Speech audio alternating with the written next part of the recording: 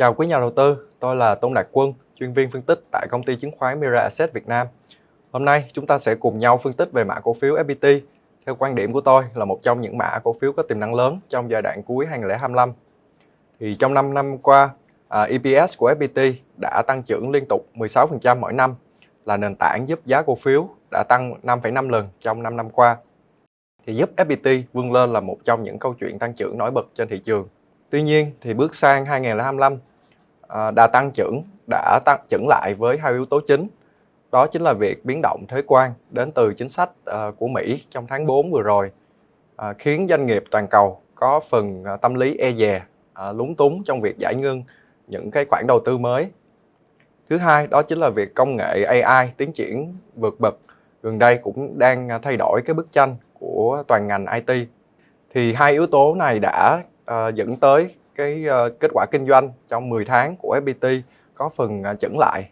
Trong đó thì doanh thu của FPT trong 10 tháng thì chỉ tăng 10%, còn lợi nhuận trước thuế thì tăng 17,1%. Nếu trong 3 năm qua, khi mà mảng công nghệ tăng 20% mỗi năm, thì 2025 là gần như là một cái năm ngoại lệ. Tuy nhiên thì chúng ta cũng phải nhận thấy là một cái điểm cần nhấn mạnh, đó là việc lợi nhuận của tập đoàn vẫn tăng trưởng khá là tốt. Mặc dù tăng trưởng doanh thu có 10,7%, nhưng mà lợi nhuận của mảng công nghệ thì tăng tới 13,7%. Ngoài ra thì hai mảng viễn thông và mảng giáo dục của FPT cũng ghi nhận lợi nhuận tăng khá là mạnh mẽ, trên 20%. Quay lại phân tích về cái mảng chính của FPT, đó là mảng công nghệ thông tin nước ngoài, chiếm 51% của tập đoàn. Thì 2025 đúng là năm khó của toàn ngành, đặc biệt tại thị trường APAC, khi mà nhiều khách hàng tại Malaysia và châu Á cũng hoãn triển khai cái dự án mới. Dù vậy thì FPT được cho thấy là vẫn vượt trội hơn nhóm công ty IT tại Ấn Độ nhờ vị thế sâu ở thị trường Nhật Bản. Trong 9 tháng 2025 thì doanh thu tại thị trường Nhật Bản của FPT vẫn tăng rất là mạnh, 26,3% so với cùng kỳ, tiếp tục là đầu tàu của FPT. Ngoài ra thì thị trường châu Âu cũng ghi nhận cái tăng trưởng khá là mạnh, đó là 30%. Thị trường châu Á thì giảm 7,5% và đây chính là nguyên nhân chính kéo cái tốc độ chung của mảng xuống. Tuy nhiên thì chúng tôi nhận thấy là tới cuối quý 3 2025 thì các tín hiệu hồi phục cho FPT đã thực sự xuất hiện rõ ràng hơn. Điểm đáng chú ý là đơn hàng ký mới đạt 33,3.800 tỷ trong 10 tháng 25, tăng 21,5%. Thì cái mức tăng tốc này nó rất là tăng khá là mạnh so với mức là 14,4% của 9 tháng. Cái doanh thu đơn hàng ký mới cũng chính là cái chỉ báo dẫn dắt doanh thu trong 6 tới 9 tháng tới, cho chúng tôi kỳ vọng là cái dòng vốn đầu tư các dự án chuyển đổi số của mảng IT đang quay lại, và điều này sẽ giúp cho FPT tiếp tục hưởng lợi. Với việc doanh thu ký trước phục hồi thì chúng tôi kỳ vọng mảng công nghệ thông tin sẽ quay lại cái quỹ đạo tăng trưởng cao hơn trong 2026. Chúng tôi dự phóng mức là 17% tăng trưởng doanh thu. Ngoài ra thì chúng tôi cũng kỳ vọng những thương vụ M&A và liên doanh của FPT thực hiện trong năm vừa rồi cũng sẽ đem lại kết quả rõ hơn trong 2026. Các mảng viễn thông thì mảng viễn thông tiếp tục là điểm tựa tăng trưởng bền vững của FPT, khi mà doanh thu 10 tháng tăng 11% và lợi nhuận tăng 20,8%, chủ yếu nhờ nhu cầu broadband internet đi lên sau khi mà FPT tiếp tục là nâng cấp chất lượng những cái gói internet 5G. Ngoài ra thì những cái thương vụ đầu tư data center của FPT Telecom đang trở thành mũi nhọn tăng trưởng mới. Thì trong tháng 8 vừa qua, FPT vừa đưa vào vận hành Phoenix 02 tại thành phố Hồ Chí Minh, bổ sung 3.600 racks data center, đưa tổng cộng công suất lên là 7.000 racks, thì thuộc quy mô lớn nhất thị trường. Với mặt bằng giá hiện tại thì chúng tôi ước tính doanh thu đến từ mảng data center của FPT Telecom sẽ đạt mức là 50 tới 100 triệu đô doanh thu mỗi năm, chiếm khoảng 12% của doanh thu của mảng. Thì triển vọng phía trước của mảng data center khá là rõ ràng, khi mà khu vực APAC là một trong những khu vực có mức độ tăng trưởng nhanh nhất thế giới, trong khi Việt Nam thì lại đang có cái chi phí xây dựng rất là cạnh tranh. Song song tới việc mở rộng hạ tầng thì FPT Telecom cũng đang quản trị chi phí khá là chặt chẽ giúp cho biên lợi nhuận tăng từ mức 19% trong năm 2021 lên khoảng 23% hiện nay. Chúng tôi dự phóng mảng sẽ tiếp tục tăng trưởng ổn định, doanh thu 13% mỗi năm trong 2 năm tới. Đến với mảng giáo dục thì mảng này hiện tại của FPT vẫn đang ở trong pha tăng trưởng khi mà tập đoàn tiếp tục mở rộng thêm chi nhánh trường và mở rộng công suất đào tạo. Trong 10 tháng thì doanh thu đạt 5.173 tỷ và lợi nhuận đạt 2.351 tỷ, tương đương biên lợi nhuận trước thuế là 45%. Thì cái biên này đã cao hơn rất là nhiều so với biên lợi nhuận của năm trước, đó là 37%. Từ 2026 thì chúng tôi nhận thấy là tăng trưởng của mảng này sẽ được đẩy mạnh nhờ 3 dự án lớn.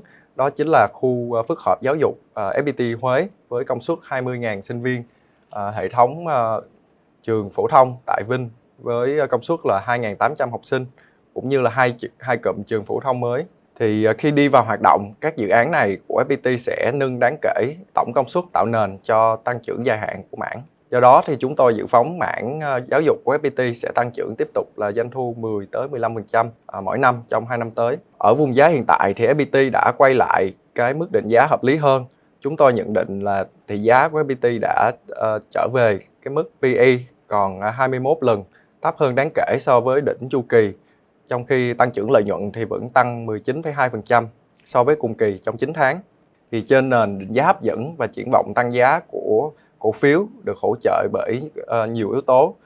Trong đó có 5 yếu tố chính sẽ hỗ trợ triển vọng tăng giá của cổ phiếu. Thứ nhất, đó chính là việc doanh thu hợp đồng của mảng công nghệ thông tin nước ngoài tăng mạnh trở lại với mức tăng trưởng ký mới duy trì mức 2 chữ số. Thì khi môi trường IT toàn cầu ổn định hơn sau giai đoạn trì hoãn vì thuế quan, thì mảng dịch vụ công nghệ thông tin của FPT sẽ có rất là nhiều khả năng quay trở lại cái quỹ đạo tăng trưởng cao từ 2026. Ngoài ra thì khi mà nhìn tới cơ cấu doanh thu và lợi nhuận của doanh nghiệp, thì so với các công ty công nghệ thông tin Ấn Độ vốn mà phụ thuộc vào doanh thu hoàn toàn lên mảng công nghệ thông tin, thì FPT có cơ cấu khá là đa dạng. Việc mà mảng giáo dục và viễn thông đều đang chạy tốt, cũng như là thành công của nhà thuốc Long Châu của mảng FRT.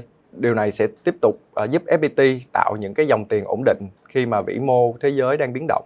Yếu tố thứ ba đó chính là việc nghị quyết 68 vừa được chính phủ thông qua trong năm nay. Thì với nghị quyết 68 về đổi mới quản lý và cải cách thủ tục hành chính, thì FPT thuộc nhóm doanh nghiệp được ưu tiên trong lộ trình chuyển đổi số của quốc gia. Nhờ đó thì mảng công nghệ thông tin trong nước cũng có cơ sở để tiếp tục cải thiện.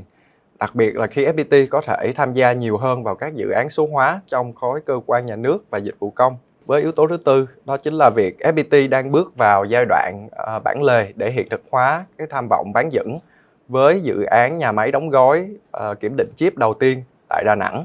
Thì trong giai đoạn khởi đầu, nhà máy ưu tiên công chức testing với công suất là hàng triệu đơn vị mỗi năm, tập trung những cái dòng chip cơ bản. Tuy nhiên thì với cái giai đoạn tiếp theo thì FPT dự kiến là sẽ bổ sung cái chức năng đóng gói theo những cái tiêu chuẩn quốc tế. Đối với đánh giá của chúng tôi thì giai đoạn 2026-2027 doanh thu của mảng vẫn sẽ còn khiêm tốn, do những nhà máy này chủ yếu đang trong giai đoạn chạy thử và xây dựng năng lực. Tuy nhiên thì về trung hạn, khi mà các nhà máy hoạt động ổn định hơn, kết hợp với lợi thế đào tạo kỹ sư chip của hệ thống giáo dục của FPT, thì mảng bán dẫn hoàn toàn phù hợp với tầm nhìn công nghệ dài hạn của đất nước và tập đoàn, và cũng có thể trở thành một cái nguồn doanh thu đáng kể với FPT trong năm 2030.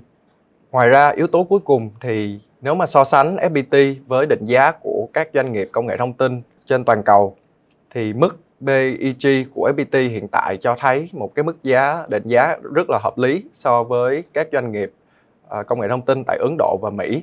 Thì cho thấy khả năng cao là FPT sẽ tiếp tục được là điểm đến của dòng tiền đầu tư, đặc biệt là trong bối cảnh là VN Index sẽ được tiếp tục nâng hạng lên thị trường mới nổi.